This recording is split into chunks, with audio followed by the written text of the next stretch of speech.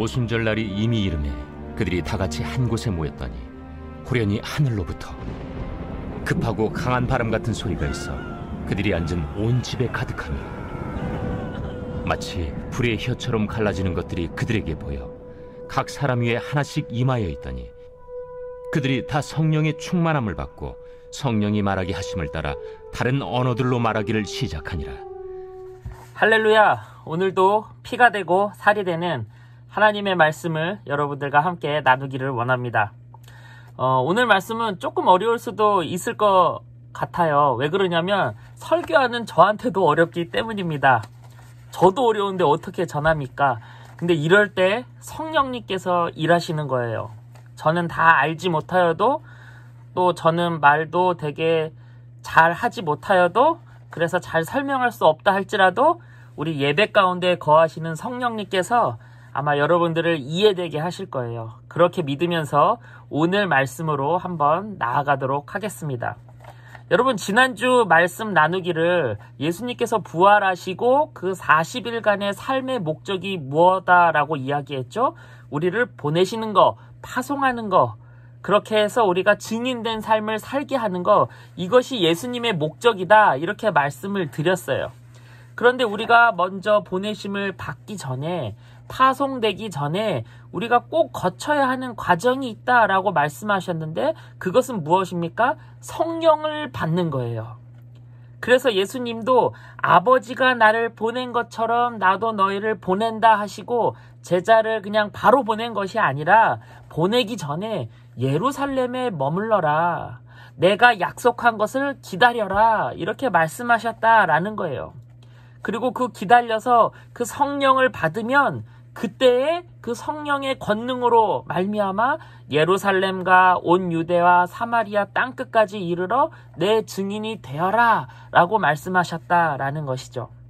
여기까지가 우리가 지난주까지 본 말씀이에요. 그렇다면 여러분, 성령이 무엇인지, 무엇이길래 받으라 하는지, 또 성령은 어떤 일을 하시는지, 또 성령을 우리가 어떻게 받을 수 있는지 여러분 이런 것들 궁금하지 않아요? 굉장히 궁금하겠죠. 그리고 굉장히 중요한 일이겠죠.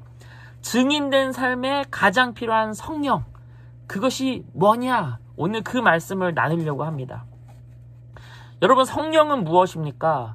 우리는 성령님이라는 단어를 너무도 많이 들었고 또 심지어 성령님께 기도도 하고 간구도 하고 하는데 막상 성령이 뭐냐라고 물어본다면 말하기가 굉장히 어려워요. 사실 저도 그래요. 그래서 우리가 성경 속에서 드러나 계시는 성령님을 발견해야 하는데 일단 구약에서는 성령을 히브리어로 루아흐라고 이야기하고요. 신약에서는 푸뉴마, 헬라어로 푸뉴마라고 이야기하고 있어요. 그래서 한번 이것들을 토대로 성경에 나타난 성령님을 한번 찾아보기를 원합니다. 먼저 성경에는요, 성령을 숨이라고 이야기하고 있어요. 숨쉬다 할 때 숨. 창세기 2장 7절에 보니까요, 여호와 하나님이 땅의 흙으로 사람을 지으시고 생기를, 이게 숨이에요. 생기를 그 코에 불어넣으시니 사람이 생명이 되느니라. 아담을 만드실 때 하나님께서 생기를 불어넣으시다 하실 때 이 생기가 바로 숨이에요. 생기. 숨을 불어넣기 전에는 아담이 뭐였어요? 흙에 불과했는데 아담에게 숨, 생기가 들어가니까 하나님과 교통하는 존재가 되어졌다라는 것이죠. 그때 이 루아흐라는 단어가 쓰여졌어요.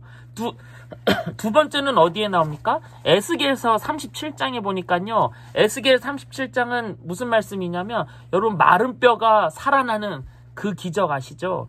에스겔이 하나님의 말씀을 대언하니까 마른 뼈들, 심하게 말라 비틀어 버린 그 뼈들이 맞춰지고 거기에 막 힘줄이 생기고 그 다음에 살가죽이 생기고 그 뼈들이 큰 군대가 되어지는 그러한 일들을 우리가 보게 되는데 그때 마른 뼈들에게 뭐라고 말합니까? 에스겔서 37장 6절이에요. 너희 위에 힘줄을 두고 살을 입히고 가죽으로 덮고 너희 속에 생기를 넣으리니 너희가 살아나리라. 또 내가 여호와인 줄을 너희가 알리라 하셨다 하라. 이렇게 하면 될 거야 라고 하신 거예요. 그리고 10절에 실제로 에스겔이 그렇게 대언하니까 어떻게 됩니까? 10절에 이에 내가 그 명령대로 대언하였더니 생기가 그들에게 들어가매 그들이 곧 살아나서 일어나 서는데 극히 큰 군대니라. 여러분 언제 죽었는지 알 수조차 없는, 가늠할 수조차 없는 이 말라 비틀어진 이 뼈들이 숨, 생기 그것이 들어가니까 살아났다라는 거예요. 이것이 또 이 루아흐라는 단어가 쓰여진 부분이에요. 구약에. 또 세 번째는 어떻습니까? 우리가 2주 전에 나눴죠. 예수님께서 부활하시고 제자들을 찾아오셔서 너희들을 보낸다 하시면서 예수님이 어떠한 행동을 하시죠? 요한복음 20장 21절이에요. 예수께서 또 이르시되 너희에게 평강이 있을지어다. 아버지께서 나를 보내신 것 같이 나도 너희를 보내노라. 22절에요. 이 말씀을 하시고 그들을 향하여 숨을 내쉬며, 숨은 성령이라고 했잖아요. 숨을 내쉬며 후 이르시되 성령을 받으라. 이게 푸뉴마, 헬라어로 푸뉴마, 성령을 이야기하는 거예요. 여러분 여기까지 보니까 성령이 무엇인지 우리가 알 수가 있어요. 성령은요 생명이에요. 흙에 불과한 아담을 살아나게 하는 것, 또 마른 뼈들이 힘줄이 생기고 살가죽이 덮여서 살아나게 하는 것, 또 예수님께서 십자가에 죽으시고 제자들도 영적으로 완전 다 죽은 상태였거든요. 침체되어서 다 죽은 상태였거든요. 그러한 모든 것이 체념되어진 죽은 것 같은 제자들의 영을 살리는 것, 생명. 여러분 성령은 생명인 거예요. 성령이 임하시면 영원한 생명을 얻게 되는 거예요. 여러분 성령이 임하시면 어떠한 죽은 것 같은 상황에서도 여러분 넉넉히 살아낼 수 있는 그 힘이 생기는 거예요. 성령은 숨, 생기, 곧 생명이에요. 생명인 성령을 받아라 라고 말씀하고 계신 것이죠. 또 성경에서는 성령을 어떠한 걸로 표현하고 있냐면요, 바람으로 표현하고 있어요. 오늘 말씀 2장 2절에요. 호련히 하늘로부터 급하고 강한 바람 같은 소리가 있어 그들이 앉은 온 집에 가득하며. 여러분 바람의 특징이 무엇입니까? 보이지 않아요. 그리고 어디로 와서 어디로 가는지 알 수가 없어요. 우리는 몰라요. 근데 성령님도 마찬가지다라는 거예요. 요한복음 3장 8절에 볼까요? 요한복음 3장 8절에요. 바람이 임의로 불매 내가 그 소리는 들어도 어디서 와서 어디로 가는지 알지 못하나니 성령으로 난 사람도 다 그러하니라. 이 말은 뭐예요? 성령과 바람의 공통점이 뭐예요? 굉장히 자유스러워요. 어디서부터 임하고 어디로부터 가는지 우리는 알 수가 없어요. 우리는 몰라요. 그 말은 곧 뭐냐면요, 다시 말해서 무엇을 의미하냐면요, 성령은 막힘이 없어요. 능치 못함이 없다라는 것이죠. 이게 성령의 특징이에요. 또 바람과도 같은 성령이 어떻다고 이야기합니까? 강하다라고 이야기하고 있어요. 2장 2절에 사도행전 2장 2절에 급하고 강한 바람이다 라고 이야기하는 거예요. 여러분 이 바람이 얼마나 강한지 아세요? 여러분 우리 지금 출애굽기 큐티하고 있잖아요. 우리가 아직 거기까지 보지는 않았지만 이 홍해가 갈라질 때 어떠한 일이 벌어집니까? 출애굽기 14장 21절에 보니까요, 모세가 바다 위로 손을 내밀매 여호와께서 큰 동풍이, 바람이죠, 큰 동쪽에서 부는 바람이 밤새도록 바닷물을 물러가게 하시니 물이 갈라져 바다가 마른 땅이 된지라. 성령은 강한 바람이라고 했는데 홍해까지, 바다까지 가르는 그러한 강한 바람이다 라고 이야기하는 거예요. 엄청난 강한 바람, 그 어떠한 것도 막을 수 없는 자유로운 바람, 그리고 바다를 갈라내는, 그래서 길을 내는 강력한 바람, 그것이 바로 성령이다 라고 말씀하시는 거예요. 그 성령을 받으라 라고 말씀하시는 것이죠. 또 세 번째는 성경에 성령이 임한 사람들을 보니까요, 특징이 있어요. 은사가 나타난다라는 거예요. 여러분 은사는요, 카리스마라고 하는데 하나님의 영으로 충만한 사람들에게 은사가 나타난다라는 거예요. 여러분 은사는요, 원래 자기가 잘하던 것이 아니에요. 원래는 잘 못하던 거, 평소에 자기가 할 수 없었던 일을 하게 되는 거, 여러분 이것이 은사예요. 예를 들자면 지혜. 지혜는 성령의 은사입니다. 여러분, 세상에 지식이 많은 사람은 너무나도 많지만 지혜 있는 사람은 드물어요. 오늘 말씀 사도행전 2장에 보니까요, 성령이 임하고 나서 베드로가 설교를 하는데 베드로에게 지혜가 임합니다. 베드로가 어떻게 설교합니까? 41절에 보니까요, 설교하고 나니까 이러한 일들이 벌어졌대요. 2장 41절이에요. 그 말을 받은 사람들은, 베드로의 설교를 들은 사람들이죠. 그 말을 받은 사람들은 세례를 받음에 이날의 신도의 수가 3,000이나 더하더라. 베드로 어떤 사람이에요? 성령을 받기 전에는 숨어있던 사람이에요. 도망갔던 사람이에요. 그런데 성령이 임하니까 지혜의 은사가 생겨서 하나님의 말씀을 지혜 있게 잘 증거하니까 한 번의 설교에 3,000명이 예수님께 돌아오는 그러한 일들이 벌어졌다라는 것이죠. 여러분, 성령이 임하면 이러한 은사가 생기는 거예요. 또 은사 중에 뭐가 있습니까? 예언. 성령 받기 전에 자기 하고 싶은 말만 하고 살아갔던 사람이 성령을 받으니까 하나님의 말을 하게 된다라는 것이죠. 이것을 예언이라 하는 거예요. 어떠한 말입니까? 회개하라, 천국이 가까웠다. 예수님께서는 다시 오신다. 이러한 말들이죠.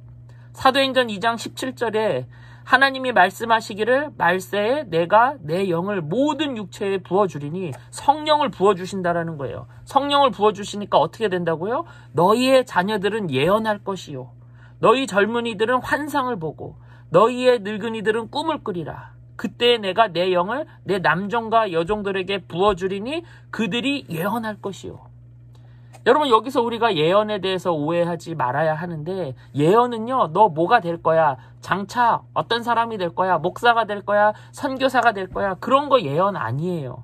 여기서 예언은요, 앞으로 임하게 될 하나님 나라를 선포하는 거, 이것을 예언이다 라고 이야기하는 거예요.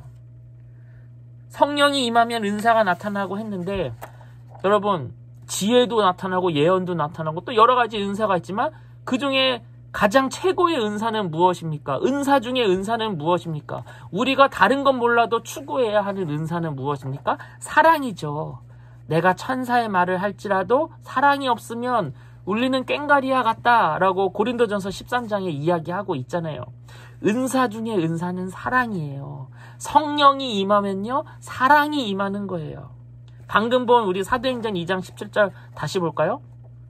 하나님이 말씀하시기를 말세에 내가 내 영을 모든 육체에 부어주리니 너희의 자녀들은 예언할 것이요, 너희의 젊은이들은 환상을 보고 너희의 늙은이들은 꿈을 꾸리라. 그때에 내가 내 영을 내 남종과 여종들에게 부어주리니 그들이 예언할 것이요.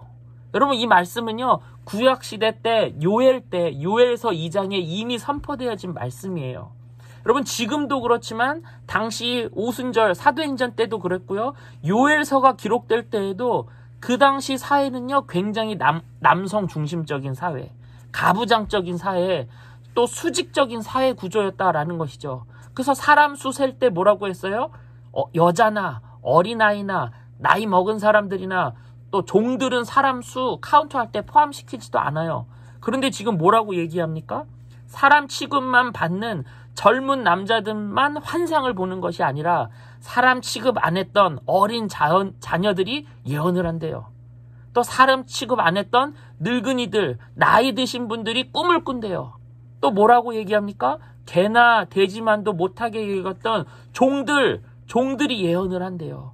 거기다가 증인으로 치지도 않는 여자들, 거기에다 노예인 여종들까지도 예언을 하겠다 하시는 거예요. 여러분, 성령이 그런 거예요. 성령이 하시는 일들은요, 모든 가로막혀 있는 것들을 허무는 일을 하시는 거예요. 사랑으로 다 허물어뜨리는 일을 성령님께서 하신다라는 것이죠. 또 뿐만 아니에요. 사도행전 2장 3절에 성령이 각 사람에게 임하니까 그 사람들이 어떻게 되었다고 합니까? 4절부터 한번 볼까요? 그들이 다 성령의 충만함을 받고 성령이 말하게 하심을 따라 다른 언어들로 말하기를 시작하니라. 성령이 임하니까 사람들이 다른 말을 하기 시작했대요. 5절에요. 그때 경건한 유대인들이 천하 각국으로부터 와서 예루살렘에 머물러 있더니, 지금 6월절과 오순절을 지키기 위해서 천하 각국에서 유대인들이 다 모였어요. 근데 여기저기서 모였으니까 각자의 말이 다 틀려요. 방언이 다 틀려요. 6절에요. 이 소리가 나매, 성령 받는 이 소리가 나매 큰 무리가 모여 각각 자기의 방언으로 제자들이 말하는 것을 듣고 소동하여. 각각의 사람들이 왔는데 제자들이 막 자기 나라 말로 자기의 방언으로 이야기하기 시작했다라는 거예요. 그것을 보고 깜짝 놀랐다는 거예요. 7절에 다 놀라 신기하게 여겨 이르되 보라, 이 말하는 사람들이 다 갈릴리 사람 아니냐. 아니, 이 갈릴리에 배우지도 못한 사람들이 어떻게 이 외국 말들을 다 하는 거야. 놀라서 신기하게 여겼다라는 것이죠. 8절에 우리가 우리 각 사람이 난 곳 방언으로 듣게 되는 것이 어찌 됨이냐. 이게 어찌 된 일인가 라는 거예요. 그때 각 어디에서 사람들이 와 있다고 합니까? 9절에 우리는 바데인가, 메데인가, 엘람인가, 또 메소보다미아, 유대와 갑바도기아, 본도와 아시아, 부르기아와 밤빌리아와 애굽 및 구레네에 가까운 리비아 여러 지방에 사는 사람들과 로마로부터 온 나그네, 곧 유대인과 유대교에 들어온 사람들, 심지어 그레데인과 아라비아인들이라. 굉장히 여기저기 막 각국에서 모여있는 사람들의 말로 제자들이 이 사람들의 말로 하나님의 큰 일을 말함을 듣는도다 하고 이렇게 말씀하고 있어요. 여러분, 서로 말이 틀려요. 그러면 소통할 수 없잖아요. 말도 안 되는 거잖아요. 소통이 어떻게 이루어집니까? 근데 성령이 임하면요, 성령이 하시는 일은 도저히 소통할 수 없는 이 불통이라 할지라도 하나 되게 하시고 소통하게 하신다라는 거예요. 각각의 나라의 말이 달라도 소통하게 하신다. 또 부모 자식 간에 그 세대 간에 그 차이가 있어도 그것을 허무신다. 소통하게 하신다. 또 남자와 여자 간에 또 이러한 갈등들, 갭들이 있잖아요. 그것도 무너뜨리신다. 성령이 하시는 일이 그러한 것이다. 또 신분, 주인과 종의 그 수직적인 이러한 차이도 성령님께서 다 무너뜨리신다라는 거예요. 그러한 일들을 성령님께서 하신다라는 거예요. 여러분, 이 일의 정반대 사건이 창세기에 나와요. 바벨탑 사건. 창세기 11장에 사람들이 악해져서 우리가 하나님께 이르르자 하면서 탑을 쌓기 시작합니다. 사람들이 악함으로 하나 되니까 하나님께서 어떻게 하십니까? 그들의 말을 흩어버리세요. 언어를 혼잡게 하세요. 소통이 못하게 불통으로 만들어 버리셨다라는 거예요. 악은 그렇게 하는 거예요. 악령은 그렇게 되는 거예요.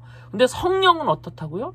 모든 불통을 하나로 소통하게 만드는 그 능력이 성령님께 있다라는 거예요. 여러분, 부모님과 소통이 안 되세요? 여러분, 성령을 구하세요. 그러면 문제 해결이에요. 여러분, 말씀을 마무리합니다. 성령은 숨, 생기, 다시 말해서 생명이다 라고 얘기했어요. 성령이 임해야 영생을 얻는 거예요.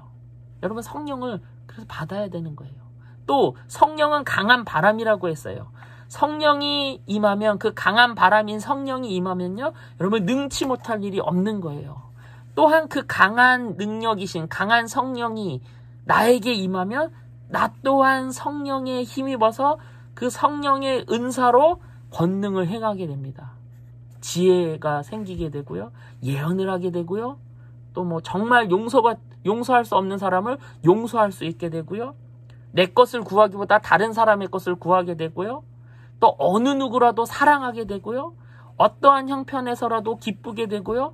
악이 아닌 선을 도모하게 되고요. 피스메이커가 돼서 화평을 이루려고 하고요. 자비가 넘쳐나고요. 오래, 아니 끝까지 참게 되고요. 내 말이 아닌 성령님의 말씀에 충성하게 되고요. 또 내 힘을 꺾어서 아버지 앞에 엎드려지는 온유함을 갖추게 되고요. 너무너무 갖고 싶은데도 절제할 수 있는 능력이 생기고요. 여러분, 이러한 것들이 다 성령님이 임하시면 우리에게 맺어지는 은사들이다라는 거예요. 성령님, 너무 좋지 않아요? 여러분, 성령님에 대해서 나누었는데 성령님 너무나 받고 싶지 않으세요? 여러분, 그렇다면 구하세요. 하나님을 아버지로 부르는 자들에게 반드시 성령을 선물로 주시겠다. 말씀은 그렇게 약속하고 있어요. 제가요, 어떤 책에 보니까 이러한 글이 있더라고요. 성경에 수많은 기적이 있지만 성경에서 가장 큰 기적 3가지를 꼽으면 첫째는 천지창조. 엄청난 기적이죠. 하나님께서, 성부 하나님께서 이 땅을 창조하신 사건. 이거 엄청난 기적이에요. 두 번째는 동정녀 사건.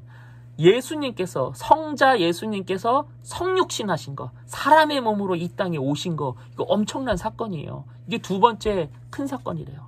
또 세 번째 기적은 뭐냐면요, 성령 하나님이 피조물인 사람에게 임하셔서 예수님이 하시는 일들, 아니 예수님이 하시는 일들보다 더 큰 일들을 사람들이 하게 하는 것, 이것이 세 번째 놀라운 기적이래요. 근데 그 책에 그러면서 뭐라고 기록한지 아세요? 이 세 가지가 성경에서 나오는 가장 큰 기적인데, 천지창조 이거 대단한 거잖아요. 동정녀 마리아가 예수님을 낳은 거, 이거 대단한 거잖아요. 그런데 세 번째, 성령님이 보잘것없는 인간에게 임하셔서 그 피조물인 인간이 하나님 나라의 일을 하게 하신 거, 이 기적이 이 첫째 기적, 둘째 기적 못지않은 기적이다 라고 거기에 기록하고 있더라고요. 여러분, 우리가 성령을 받아서 하나님의 일을 행할 때 여러분 정말로 놀라운 기적을 경험케 되는 거예요. 우리 사랑하는 한화중고등부 친구들, 신상 전화기도 좋지만 또 게임 레어템도 좋지만, 여러분 우리가 꼭 구해야 할 것은 뭐라고요? 성령님. 그 성령이 오순절 성령님 그 강림처럼 이번 한 주 여러분의 삶 속에 급하고 강한 바람처럼 여러분 가운데 임하기를 간절히 축복해요. 성령을 구하며 성령을 사모하시며 살아가는 귀한 한 주 되시기를 간절히 축복합니다.